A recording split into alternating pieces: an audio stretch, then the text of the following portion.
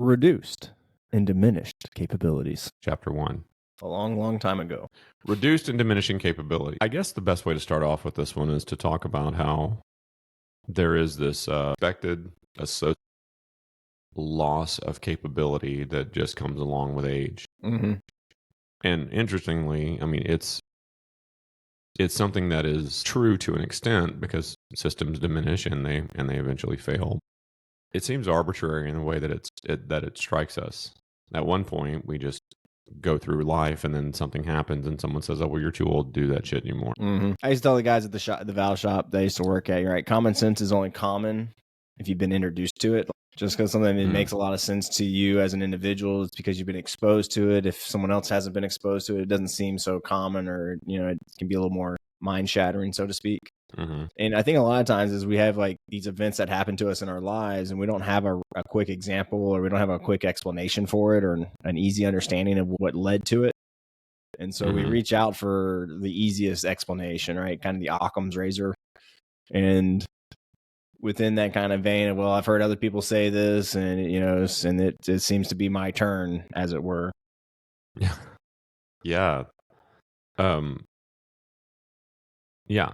So but it's interesting that the age at which that strikes us is different kind of for everyone. Right. Well, that's what I mean, though. Like, I mean, even in my remember, was it probably in high school, not middle school, but high school and in college, right? We used to make old people noises, right? When you get up. Mm-hmm. And I remember the first time that started happening around us all, right? Everybody started like, oh my God, it's happening. I'm getting old. I'm going to make grunts when I stand up. Yeah. You just, yeah. When you're reaching for anything. And there seems to be this presupposed level of just acceptance that we all have to partake in. The age-old story of you go to the doctor because you say it hurts when I do this, and then the doctor looks at you and says, "Well, then don't do that." Right. Well, I had this one thought just pop in my mind as we were discussing this too. I think that kind of leads into the problem, as it were. Is a lot of times I've noticed when I'm talking with people about mobility, health, and fitness and things of that nature, it gets thrown back at me that we're biological creatures, and that our tissues have this ability to heal and mend themselves and things of that nature. Mm-hmm. But one of the things we assume things just kind of remaining constant as they were from like day one, if you will. And so we think back about how able we were in high school, or how able we were in college, or how able we were just a few months ago. And we think we should still have that, right? Because we are still somewhat the same person as we were. But yet what we forget, and I feel that people fail to see, is the tiny habits that we've built up in those times between when we were so able into the times where we're more unable. Yeah. When you're faced with something like that, when you talk about biology, right, we're biological creatures, and so this shouldn't happen, but that confuses biology with will and performance, right? Now, there are some biological systems that are just not governed by your will, right, or your ability to perform in whatever action. I always like the thought about, does one breathe, or do you just breathe? Okay, explain. Well, I mean, breathing is one of those systems, right? You're going to breathe no matter what. True.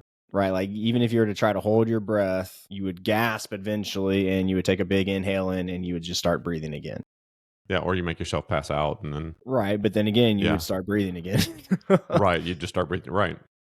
Or do you consciously inhale and exhale? Right, the willingness to breathe in the air and exhale the air. Right, and so that's a system where there's a little bit of duality to it. But then, like you're saying, other systems, like there are no choice into it. You can't stop your heart from beating, like you not by choice. Right. I don't think so.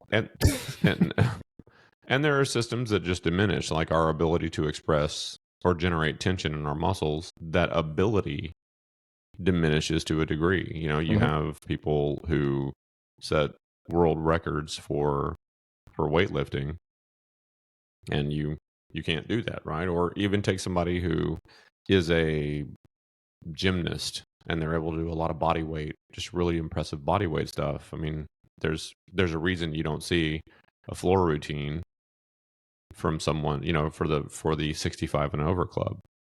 You know what I mean? You just don't see that. And so Right. some systems do diminish.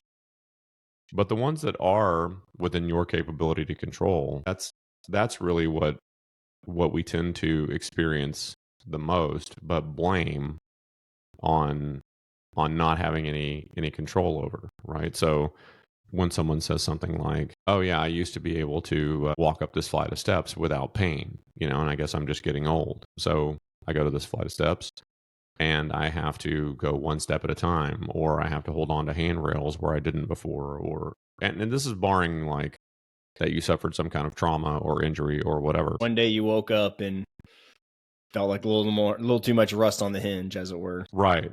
And so there's this idea that we have to manage decline, and we just accept however this decline manifests. And we opt then for comfort to offset that diminished capability. Things like instead of getting up and going into whatever room to get whatever it is that we want, we'll produce this cornucopia of comforts around us, right? With regard to systems that we can manage to accept, we tend to opt for acceptance of their decline, just like those biological systems that we can't control. My eyesight's failing, so I'm going to opt for getting corrective either eyewear or a procedure done or something. That's not anything that I can control. My eyesight fails, I can't control that.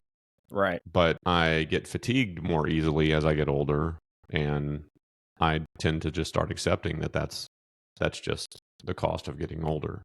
So I opt for comfort with that as well. I do less. I get up out of my chair less. Yep. I watch more TV or videos or whatever it is. And then my mobile life tends to reduce in scope. Yep. To eventually, I mean, how many people do you know that there's a stage in your life where, like, I don't want to call out the company, but the LazyBoy recliners start kind of appearing in the home. Yeah. And then eventually people start sleeping in those, right? Like the whole night through kind of thing, right? And it just goes on. I just fell asleep in their chair. And then a blanket joins them, and then a pillow joins them, and then all of a sudden, a little TV table next to you with the Werthers. With the Werthers, that's right. So there's this idea that decline isn't something that we have any control over, and we just have to manage how we are impacted by it. And I think the big caveat here too, right, is like there's no other issues at hand, right? You break your leg, you got to deal with the broken leg before you can really start healing, or if you're dealing with some other terminal illness or something of that nature, right? That's a whole different gambit. That's a whole nother ball game we're talking about. But if it's just life's got you kind of running down, so to speak. You got aches and pains that are kind of popping up with no real explanations to them, or again, like you're saying, that we feel a little more tired, but there's no explanation. Been to the doctor and got a clean bill of health, and that's what I think too. Right? We look back, we take for granted some of the small habits we've developed over time. And if I think back about my story, middle school, well, probably even like grade school, middle school, high school, I was always some sort of playing games and sports and activities, whether it be recess or after school, right? Even in college, I had to walk around campus. I rode a bicycle. I played some ultimate frisbee. Occasionally went to the weight room, but nothing too consistent.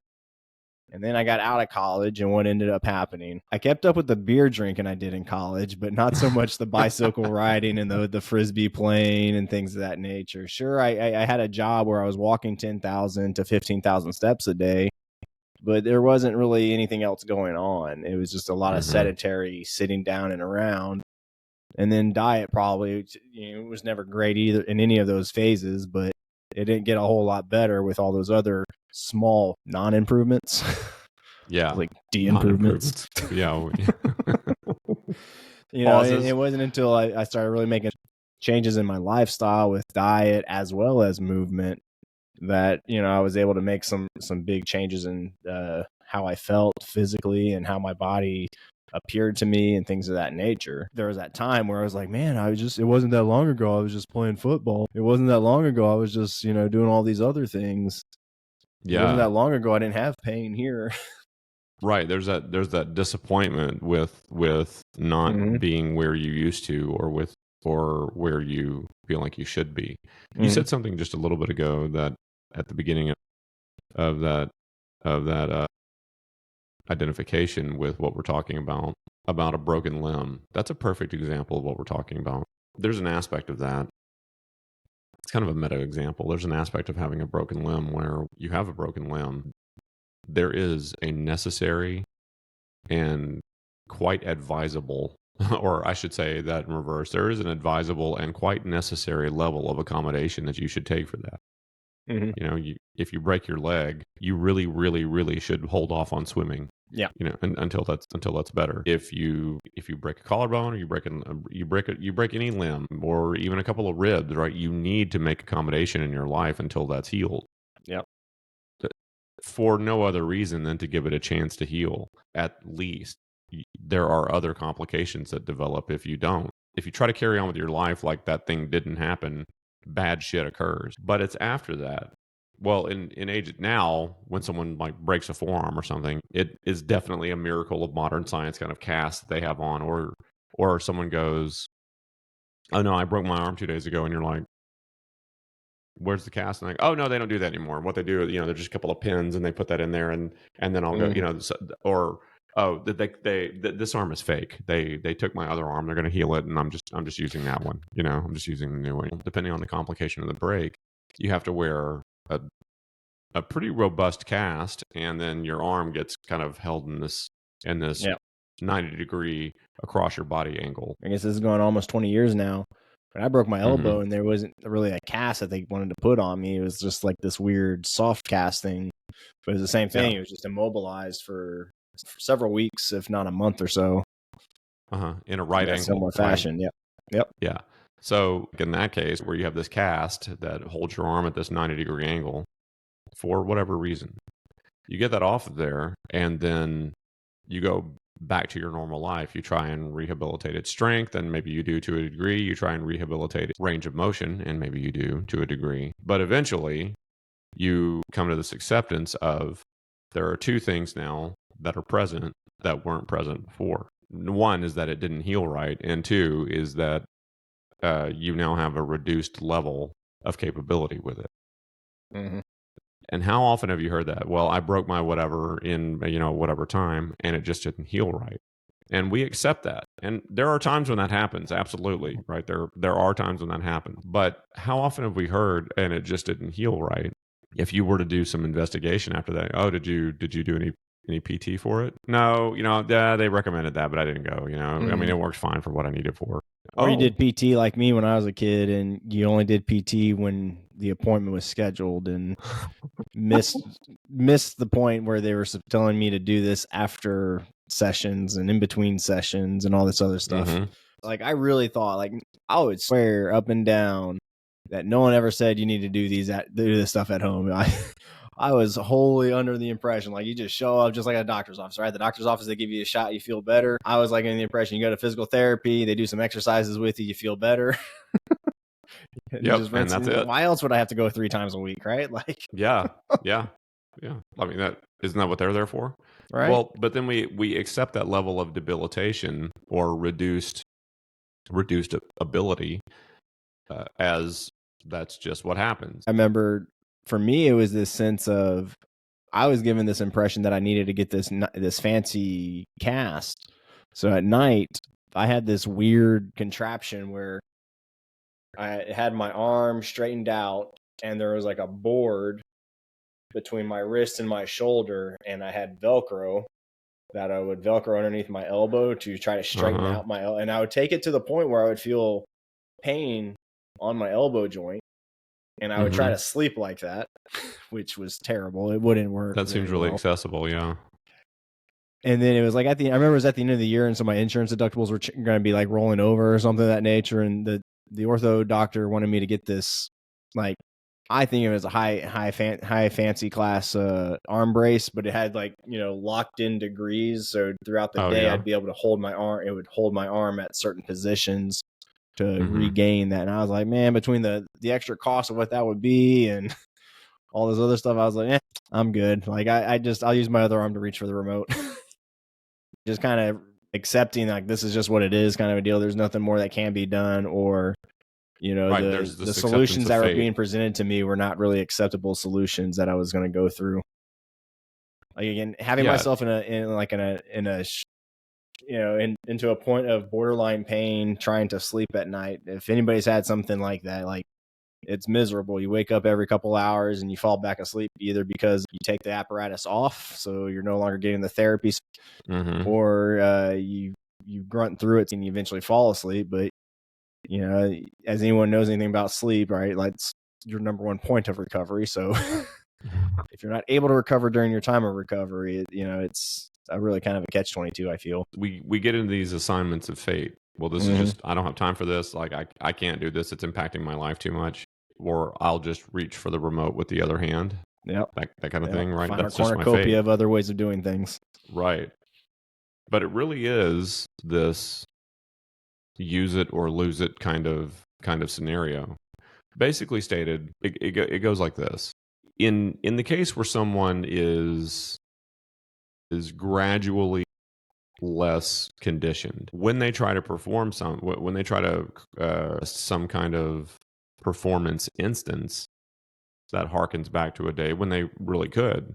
Mm-hmm. Now we no longer have ranges of motion that are available or expressions of strength that are available, and we view that as an assignment of fate. I'm too old. It didn't heal right. I just don't have the time. Who has the time for this anymore to bring this back up to the level of where it could be for unknown results? The unfortunate mass of information that we have shows us reduced and diminished capability among people that we observe more than it shows someone who's like, oh yeah, I broke my arm, I went through rehab, and now it's like fucking 10 times stronger than it was. Like fuck yeah. No one says that. Not to get again off into the weeds with you, but I know you love sports ball and you follow all sports ball. But a couple of years ago, there was a athlete who he blew out. I think it was his ACL, NFL, Adrian Peterson, and he was always a top end running back, but he had to take a complete season off to have reconstructive surgery and things of that nature.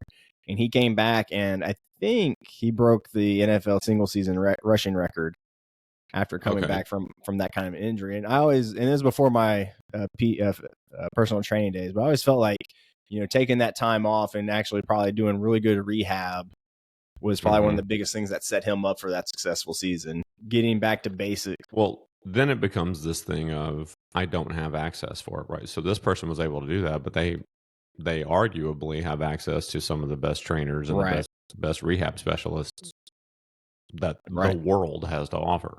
But for the rest of us who don't have access to that to that kind of information, well, there's this assignment of fate.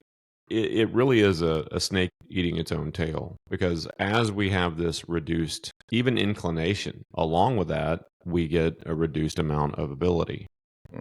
I mean, it just goes to show, if you look at someone who was a champion bodybuilder and they were performing at a certain level, due to injury or not, or age or not, eventually they are no longer competing that way, and now they don't have that kind of physique.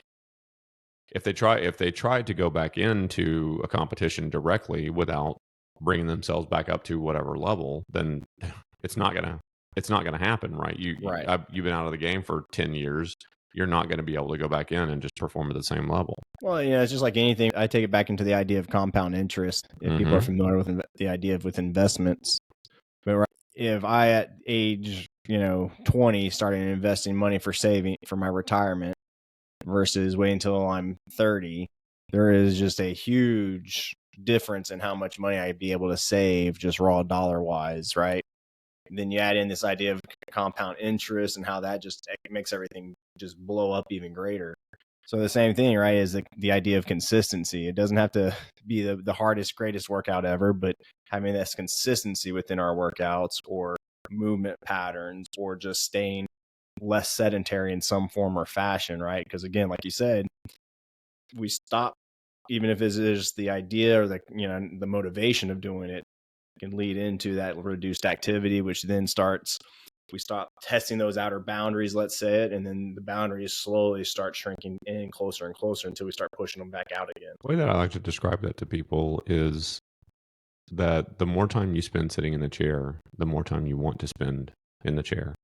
Yep. The more time you spend in the chair, the more time you spend in this resting state, the more time you will spend being uncomfortable out of that resting state. Put it like this. You see plenty of people in other countries, right? Countries where public transit is a big deal, or are really like overcrowded busloads of people, or you just walk the couple of miles to wherever every day. And you have these examples of people who are older and really upright and maintain this upright capability, not as much muscle mass. Sure, they might have lost a good deal of muscle mass as compared to when they were younger. They might not have the ability to perform amazing feats of physicality as they may be used to, but they're still upright. They still walk. They still have broad, mobile ranges of motion. Yeah. And then you take someone from an environment that offers comfort in being sedentary, that society's elder generation, or an elderly group of people who all stand upright and walk as if they are still sitting in that fucking chair. Yep. You know, and they have like reduced they have like little bitty short steps that they take, and they have, and because this posture is so forward tending, now they have to have adaptive tools, like have to hold onto a wall or a handrail Walkers or everywhere canes. they go, or a cane, or progressing into a walker. And in several cases, there is a complete justifiable reason for why this might be happening. But in a great many examples, we have this level of performance capability that has reduced for really no other reason than that we don't use it. So as we've talked about all of this, we've discussed how there are certain systems, like, capability to generate strength. It does reduce eventually. Our capability to do box jumps, and as you get to a certain age, you're like, no, I could probably jump up on that box, but I don't want to break my leg when I land on my feet. Well, yeah, there's definitely that risk reward that argument come into our minds from time to time. The strength side, while yes, I'm with you, we lose strength. Again, it goes back to, I think, in that same vein of we stop doing certain things, we lose what we've had, right? And so it kind of harkens to my mind is like an old woodsman or a hunter kind of guy who does maybe a lot of outdoorsman type things. Maybe they're doing a lot of carrying of equipment back and forth from maybe their truck to their hunting cabin or something of that nature, and what have you. And they may not necessarily lift weights, but they're doing these outdoor activities and these physical activities. And those kind of gentlemen always seem to be physically built as well. And so all that to be said, right, it doesn't have to necessarily be weightlifting or exercise, right? But it's when we stop doing these activities that challenge these systems in ways that are beneficial and help create positive adaptations. When we stop doing those things and we no longer have those challenges, there's no need for the adaptations, and so we start losing them, I feel. Right. Yeah, no, that is 100% true. A great example, I guess, would be, let's talk about, carrying firewood from your vehicle to your home, right? So it used to be that you could maybe carry all this firewood in one trip. And then you think, oh, well, I can't really carry all this firewood in one trip. That's okay. Make several trips. Just make sure you're the one making the several trips, right? Right. Keep those ranges of motion challenged. Keep those things challenged. Systems do fail. They do decline. But we don't have to invite that decline in and give it a seat at the table. It's one of those things you really do have to fight against. And by fighting, I don't mean to make it sound like it's a slog or like every day is going to be this uphill battle. All that a person really needs to do to get started is to, at the very least, challenge your unloaded ranges of motion. Yep. Right? That's it. For instance, you're standing at a flight of steps, right? And you want to challenge your ranges of motion. I can take a foot and put it on, 5 steps up or 5 steps in front of me, and I can lean into a lunge and that kind of thing. I can hold on to a handrail. I'm Mm-hmm. not going to try and fucking lift up on that foot and walk up the steps like that. I'm not going to do it. Right. I'm not going to load my range of motion like that. But I can challenge my unloaded ranges of motion by putting my foot up on that step and sinking my hips forward and challenging that fluidity. And you're making me think of like a common analogy I use with clients, right? It's that the concept of like a rusty door hinge, right? And it's the same thing. We have if you've ever had dealt with a rusty door hinge, or it's like an outside door that you don't go in and out of very often. Right? It can be kind of hard to open up that first time that you're going back into that shed or into that door, and you have to kind of really work to get the door hinge to move. But if you're going in and out, let's say it's like springtime and you're having to do more yard work, let's say hypothetically, right? And you're going in and out of that door more often, right? Because the door is constantly getting moved, that joint is constantly getting lubricated, as it were. And then the resistance becomes less to be able to open and close the door. Our bodies, in a lot of ways, in a very rough manner, is the same way. If we challenge the body with these various motions unloaded, right, those movements can kind of be the exercise in itself, right? The test can be the exercise, whether that be like how high can I get my biceps behind my ears before I rotate my elbows out, kind of a thing. That's a good one. And then just opening up and feeling that stretch. Other silly ones is like when you first sit up in the morning, are you vaulting yourself up out of bed? Are you like climbing yourself out of bed, or can you do kind of a little sit up through your stomach and roll over out of bed, kind of a thing? Another one I always play with is just like getting up out of off a chair, scooting my butt to the edge of the chair and, getting my weight into my feet more so, and then pressing myself up versus again, and vaulting my body up and out, kind of a deal. The other little silly ways, right, is just, finding areas that you feel tightness. And that's going to be, again, where you have to do some self-exploratory efforts, but where you kind of feel little restrictions and gently test those boundaries. I always say knock on the door. No police knocks, but like a gentle, friendly knock. Tap, tap, tap, tap. We don't need to kick the door in to feel if we're going to be in pain. Like we get a lot of signals and indications that things aren't going to be good before they're not good. So just kind of taking those times and working those areas as it were. Right. Identify those ranges of motion where they're at, identify where you want them to be, and then gradually and unloaded in easy fashion, get yourself there. Your strength will improve along the way.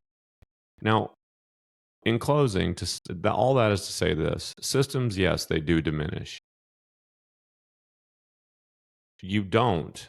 In many cases, you don't have to just reduce the quality of your life and allow that to happen. When you just sit back and allow that to happen, it happens at an exponentially faster rate. And that's really what the whole thing is about. Eventually, systems are going to decline. That's true. But you can remain a mobile and vital person, even if you don't have the same capability for strength or mobility or flexibility or speed or whatever else. You can remain a vital person in many circumstances just by way of continuing to use in expressed ranges of motion that which is inviting itself to become difficult. And remember, we got to think about this in 3 places, right? We have in front of us, we have lateral to us, and then we have that rotational aspect to it. And so when you're testing them, like try different areas, different body positions, and again, really test those different ranges of motion to see where those limitations are for you. Because God help you try to figure that out when you're trying to pick up a 15-pound weight behind you or something like. Yeah, all of a sudden, can't do right? That. Well, manifest in something as simple as every day I put my whatever in my car behind me, and now I can't do that anymore because I can't reach back for it. So I just started putting it in my front seat. Yep. Well, okay, maybe that might be too heavy for you to lift out of the back seat. That might be true, but you don't want to lose the capability to reach into the back seat of your car. Right. So there's so challenge that range of motion. if you have any questions about how to get that done, because it's easy for us to sit here and talk about that, to talk about all of this, right? Don't allow those reduced capabilities and diminished capabilities to exacerbate themselves. It's easy for us to sit and talk about that, but it's once that happens, it's really difficult to look at this great mass of tangled spaghetti and go, okay, which noodle do I pick out of all of this? Yeah, where's the start thread? Right. So if you have questions about it, it is an understandable thing to be confused about, and there are very, very concise and very logical steps that you can take to get from point A to point B with regard to just reaffirming your ranges of motion or your expressions of strength.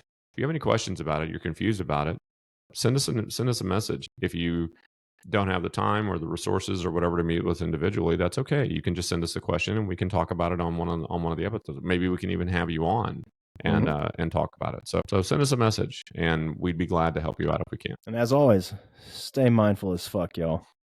And don't compensate. And we'll see you next time. So Take John, care, Paul. Be well.